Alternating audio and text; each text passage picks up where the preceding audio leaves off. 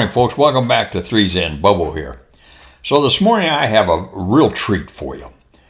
1975, I read a book entitled The Great Santini by Pat Conroy, and I thought it was a fantastic book. I just truly enjoyed it. Got really caught up in it. I think I identified with the central character. At any rate, when I read the book again in 1994, after I had gotten sober, I had a different perspective of it. I thought, what an SOB that guy was. And I just kind of shook my head at it all. Kind of embarrassed, I guess, in some cases. Then here, a few years ago, the central character of that book, the Great Santini, Colonel Donald Conroy, passed away. And his son presented the eulogy at his funeral.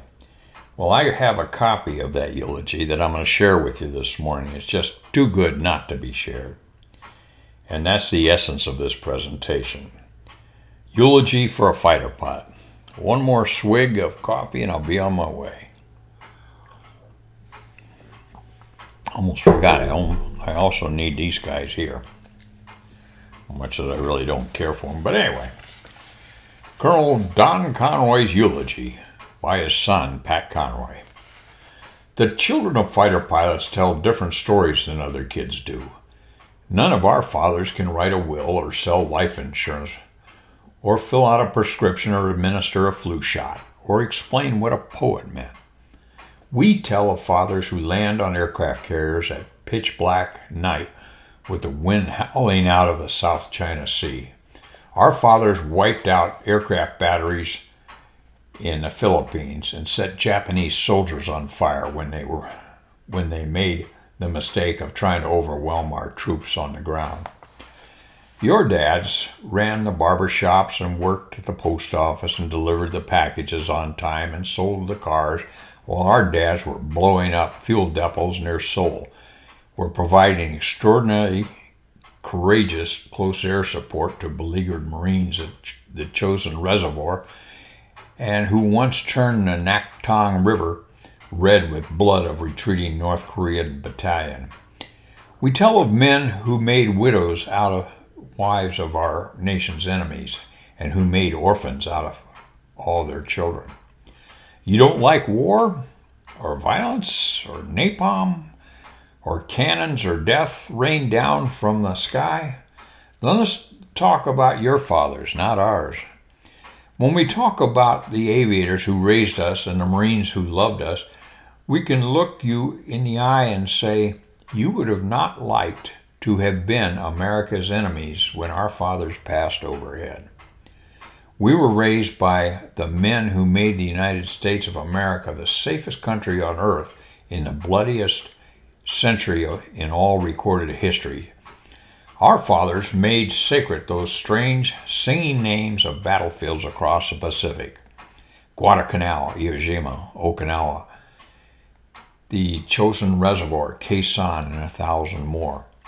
We grew up attending the funerals of Marines slain in those battles. Your fathers made communities like Beaufort decent and prosperous and functional. Our fathers made the world safe for democracy. We have gathered here today to celebrate the amazing and storied life of Colonel Don Conroy, who modestly called himself by his nom de guerre, the Great Santini. There should be no sorrow at this funeral, because the Great Santini lived life at full throttle, moved always in the fast lanes, gunned every engine, teetered on every edge, seized every moment, and shook it like a terrier shaking a rat. He did not know what moderation was or where you'd go to look for it. Donald Conroy was the only person I have known whose self-esteem was absolutely unassailable. There was not one thing about himself that my father did not like, nor was there one thing about himself that he would change. He simply adored the man he was and walked with perfect confidence through every encounter in his life. Dad wished everyone could be just like him. His stubbornness was an art form. The Great Santini did what he did when he wanted to do it, and woe to the man who got in his way. Once I introduced my father before he gave a speech to an Atlanta audience. I said at the end of the introduction, my father decided to go into the Marine Corps on the day he discovered his IQ was the temperature of this room. My father rose to the podium, stared down at the audience, and said without skipping a beat, "My God, it's hot in here. It must be at least 180 degrees." Here's how my father appeared to me as a boy. He came from a race of giants and demigods, from a mythical land known as Chicago. He married the most beautiful girl ever to come crawling out of the poor and low-born South. And there were times when I thought we were being raised by Zeus and Athena. After happy hour, my father would drive his car home at 100 miles an hour to see his wife and 7 children. He would get out of his car, a strapping flight-jacketed matinee idol, and walk toward his house, his knuckles dragging along the ground, his shoes stepping on and killing small animals in his slouching amble toward the home place. My sister Carol, stationed at the door, would call out, "Godzilla's home," and we 7 children would scamper toward the door to watch his entry. The door would be flung open and the strongest Marine aviator on earth would shout, "Stand by for a fighter pilot." He would then line his 7 kids up against the wall and say, "Who's the greatest of them all?" "Oh, you are, oh Great Santini, you are. Who knows all, sees all, and hears all?" "You do, oh Great Santini, you do." We were not in the middle of a normal childhood. Yet none of us were sure, since it was the only childhood we would ever have. For all we knew, the other men were coming home and shouting to their families, "Stand by for a pharmacist," or "Stand by for a chiropractor." In the odd, old, bewildered world of children, we knew we were in the presence of a fabulous, overwhelming personality. But we had no idea we were being raised by a genius of his own myth-making. My mother always told me that my father reminded her of Rhett Butler on the day they met, and everyone who knew our mother conjured up the lovely image of Scarlett O'Hara. Let me give you my father, the warrior, in full battle array. The Great Santini is catapulted off the deck of the aircraft carrier Sicily. His Black Sheep Squadron is the first to reach the Korean theater, and the American ground troops have been getting torn up by North Korean regulars. Let me do it in his voice. We didn't even have a map of Korea, not zip. We just headed toward the sound of artillery firing along the Naktung River. They told us to keep the North Koreans on their side of the Naktung. Air power hadn't been a factor until we got there that day. I radioed to Bill London. I was his wingman. "There they are, let's go get them." So we did. I was interviewing Dad, so I asked, "How did you know you got them?" "Easy," the Great Santini said. "They were running. It's a good thing when you see the enemy running." And there was another sign. "What was that, Dad?" "They were on fire." This is the world in which my father lived deeply. I had no knowledge of it as a child. When I was writing the book, The Great Santini, they told me at Headquarters Marines that Pat Conroy was at one time one of the most decorated aviators in the Marine Corps. I did not know he'd won a single medal. When his children gathered to write his obituary, not one of us knew of any medal he had won, but he had won a slew of them. When he flew back toward the carrier that day, he received a call from an Army colonel on the ground who witnessed the rout of the North Koreans across the river. "Could you go and pass over the troops 50 miles south of here? They had been catching hell for a week or more. It'd do them good to know you flyboys are around." He flew those 50 miles and came over a mountain and saw 1,000 troops lumbered down in foxholes. He and Bill London went in low so those troops could read the insignias and know American aviators had entered the fray. My father said, Thousands of those guys came screaming out of their foxholes, son. It sounded like a World Series game. I got goose pimples in the cockpit. Get goose pimples telling the story now, 48 years later. I dipped my wings and waved to the guys. The roar they let out, I can hear it now. I can hear it now. During the Cuban Missile Crisis, my mother took me to the air station where we watched Dad's squadrons scramble off the runway for their bases at Roosevelt Roads and Guantanamo. In the car, as we watched the F-4s take off, my mother began to say the rosary. You praying for Dad and his men, Mom? I asked her. No, son. I'm praying for repose of the souls of those Cuban pilots they're going to kill. Later, I'd asked my father what his squadron mission was during the Cuban Missile Crisis. To clear the air of MiGs, he said. You think you could have done it? The Great Santini answered, there wouldn't have been a bluebird flying over that island, son. Now let's turn to the literary of the Great Santini. Some of you may have heard I had some serious reservations about my father's child-rearing practices. When the Great Santini came out, the book roared through my family like a nuclear device. My father hated it. My grandparents hated it. My aunts and uncles hated it. My cousins, who adored my father, thought I was a psychopath for writing it. And rumor has it, my mother gave it to the judge in her divorce case and said, it's all there, everything you need to know. What changed my father's mind was when Hollywood entered the picture and wanted to make a movie of it. This is when my father said, what a shame John Wayne is dead. Now there was a man. Only he could have gotten my incredible virility across to the American people.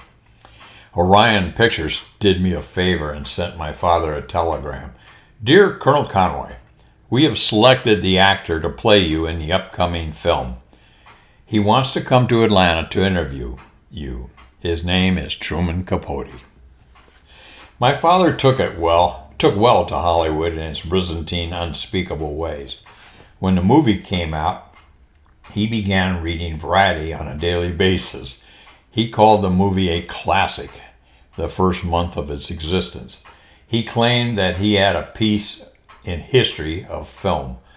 In February of the following year, he burst into my apartment in Atlanta, as excited as I have ever seen him, and screamed, son, you and I were nominated for an Academy Award last night. Your mother didn't get squat. Ladies and gentlemen, you're attending the funeral of the most famous Marine that ever lived. Dad's life of grandeur, majesty, and sweep. We were all caught up in the middle of living lives much paler and less daring than the Great Santini's. His was high-stepping, damn the torpedoes kind of life, and the stick was always set at high throttle. There is not another Marine alive who has not heard of the Great Santini. There's not a fighter pilot alive who does not lift his glass whenever Don Conroy's name is mentioned and give the fighter pilot toast. Hurrah for the next man to die. One day last summer, my father asked me to drive him over to Beaufort National Cemetery. He wanted to make sure there were no administrative foul-ups about his plot. I could think of nothing more pleasurable. Let me erase that. I could think of more pleasurable ways to spend the afternoon, but Dad brought new eloquence to the word stubborn. We went into the office and a pretty black woman said that everything was squared away. My father said, it'll be the second time I've been buried in this cemetery. The woman and I both looked strangely at Dad, and he explained, you have to catch the flick. The Great Santini. That was me they planted at the end of the movie. All of you will be part of a very special event today. You will be witnessing the actual burial that has already been filmed in a fictional setting. This has never happened in world history. You will be present in a scene that was acted out in the film in 1979. You will be in the same town at the same cemetery. Only the great Santini himself will be different. In his last weeks, my father told me, "I will always be your best subject, son. Your career took a nosedive after The Great Santini came out." He had become so media savvy that during his last illness, he told me not to schedule his funeral on the same day as the Seinfeld farewell. The Colonel thought it would hold down the crowd. The Colonel's death was front page news across the country. CNN announced his passing on the evening news all around the world. Don Conroy was a simple man and an American hero. His wit was remarkable, his intelligence frightening, his sophistication next to none. He was a man's man, and I would bet he hadn't spent $1,000 his whole life on his wardrobe. He lived out his whole retirement in a two-room efficiency in the Darlington Apartments in Atlanta. He claimed he never spent $1 on any piece of furniture he owned. You would believe him if you saw his furniture. Dad bought a season ticket for himself to Six Flags over Georgia and would go there alone to enjoy the rides and hear the children squeal with pleasure. He was a beer drinker who thought wine was for Frenchmen and social climbers like his children. Ah, his children. Here's how God gets a Marine fighter pilot. He sends him 7 squirrely, mealy-mouthed children who march in peace demonstrations, wear Birkenstocks, flirt with vegetarianism, invite cross-dressers to dinner, and vote for candidates that Dad would line up and shoot.